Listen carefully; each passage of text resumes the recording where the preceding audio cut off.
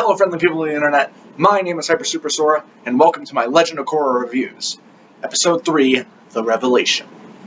So what happened in this episode? Well, we start off with the team, the Fire Ferrets, training early in the morning. Apparently gyms have time slots. I don't go to a gym, as you can see, so I wouldn't know. Anywho, they get paid for their win, essentially. I'm not a sports guy, so I don't know how that works either. But they get paid for their win, and then the dickhead, I say he's a dickhead because he gives them the money just to take it all back, takes, all these different expenses that one of them even Bolin did. What? I'm a growing boy!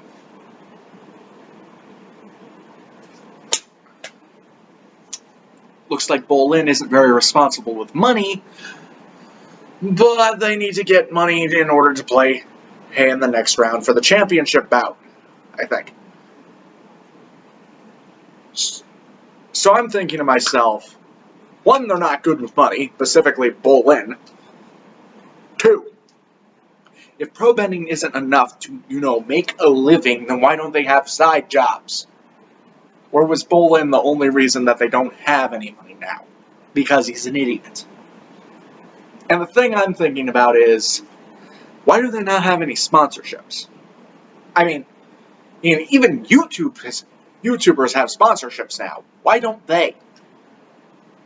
This shows like a kind of 1940s time period. People would want to sell stuff, and sports would be a good way to sell it. Have the Fire Ferrets have your logos on them. Why don't they have any sponsorships of any kind? Kind to, help pay the bills. Anywho, they go out to get money. Bolin puts up a rather dumb idea of being not like a street performer.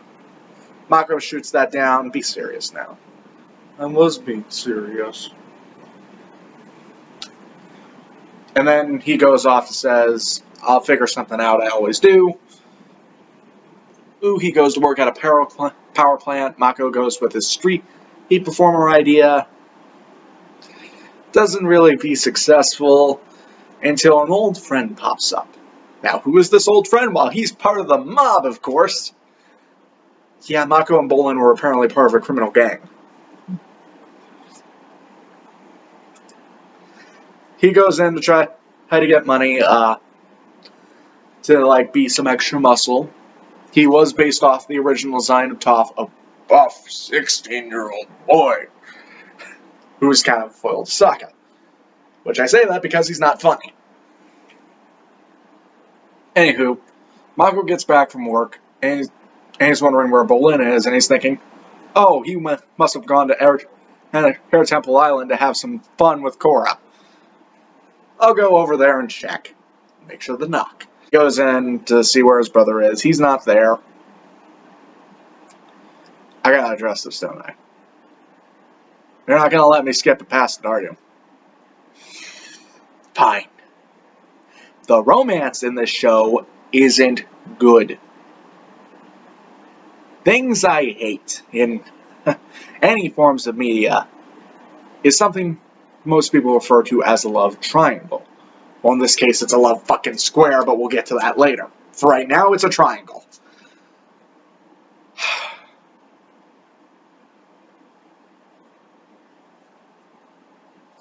I hate love triangles so fucking much. Because it's just make a decision. Get a hint. If I ever find myself in one of these, I'm just going ha, I'm out. Or I stick with one. I don't string along two people. Well, to be double the fun. And for people who do this to get their sick kicks, fuck you. You don't even deserve one. I hate love triangles. Hate everything I fucking see. I said it. The romance in Avatar wasn't the strongest part of Avatar. The strongest part of Avatar was its world building. So, don't focus on the fucking romance, because it's not that good.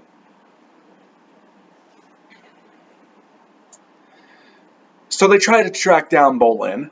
Eventually they run into some equalists who have captured him. And then, motorcycle chase! Need some badass music with these hot revs going. And they get their ass kicked because apparently the foot soldiers in the equalist movement are fucking like Ty Lee, they're chi blockers. That's no bueno for our heroes. I'm sorry. But this kind of introduces something that becomes apparent through the entire show, in my opinion. It's called power creep, or as I like to call it, DBZ syndrome, where we keep elevating the stakes. So everything has to get more powerful and stronger. How do we make the foot soldiers more powerful? Well, we make them chi blockers like Ty Lee was. How do we go past Amon? How do we go past this other guy? How do we go past this other guy? In order to make a supposed threat. When in actuality, you can have character-driven stuff be threatening too. And then we see some, again, non-bending oppression, where Korra strong-arms a non-bender speaking for his stuff. I guess freedom of speech ain't a thing. Here's the thing, though. When the cops showed up, he should have, walked away, turned a blind eye. Instead of, actually checking up to see what was going on. If he turned a blind eye, I would have believed it. I would have believed, non-bending oppression was a thing. Just if I was getting mugged, and there was an officer right there, here, of some different ethnicity or religion or whatever to me, and I have a sign over my head that says, I am this, I am an atheist. And he's a Christian, he goes, I'm not going to help that fucker, he's an atheist. There you go, that's oppression. That's the bad part of society we want to fix, but we're not sure how to. And my ultimate solution is, lead by example. Lead by example. That's all you can really do. I didn't know racism was a thing, nor did I really care about it until they taught us about it in school. I didn't know sexism was a thing until they really taught us about it in school. So, now it's important to learn from your history, to learn from your mistakes. It can also be used to tell stories. I have not seen bending oppression other than from our main character, Korra. So is that really a good thing? No. Because she's supposed to be the good guy, the hero, the protagonist. Now, can you have a main character not be that likable? Sure. Can you have them not be the most morally sound people? Yes. Can you even have them be the villain? Yes. Like Yagami.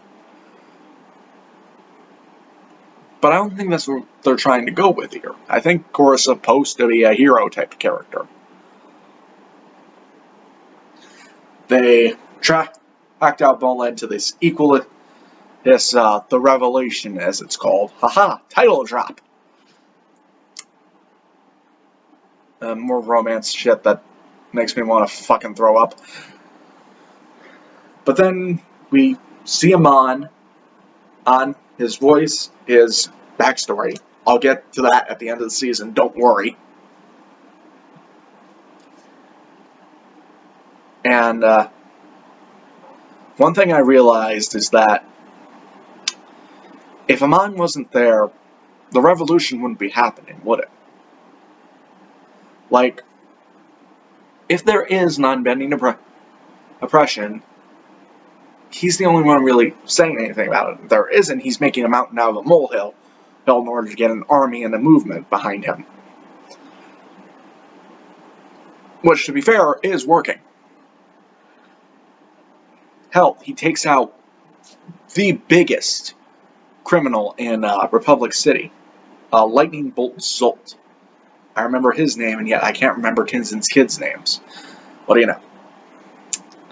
And then we see Amon has the power to take away someone's bending.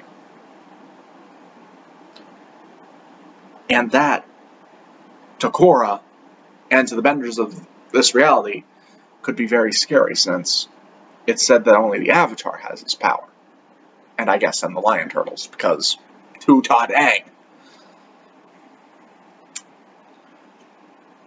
They go for an escape, they get Bolin, they get out of there. Amon says, don't chase them. She's the best one to tell everyone about our story. Which is fucking genius, I'd like to say. Like in Fantastic Beasts 2 when... No, I'm not gonna... Like in Deadpool the video game, it's just like, why don't we have a legacy or a legend? Well, that requires us to leave some people alive. I have to actually tell the story. Oh yeah. Having the Avatar say, hey, this person can take away bending. That's something to be afraid of. And it works rather well. I will say that. Amon, from what I can see right now, is a good, credible threat. He doesn't have the menace of Ozai yet, but he is a good, credible threat. What did I think about this episode? I rather enjoyed it. It's nothing incredible, I might add. It's just the good outweighs the bad, in my opinion. Amon, the equalist, the romance is the only thing that's bogging this thing down. And Bolin's bad humor, so maybe it's in the middle there. But Amon just elevates it so much, in my opinion, that it gets at least a passing grade. What do you think of episode 3, The Revelation? Leave your thoughts in the comments down below, and while you're down there, leave a like if you like the video, subscribe to see more, and hit that little notification bell to see when I upload all the time. Until next time, I've been Hyper Super Sora. Sayonara.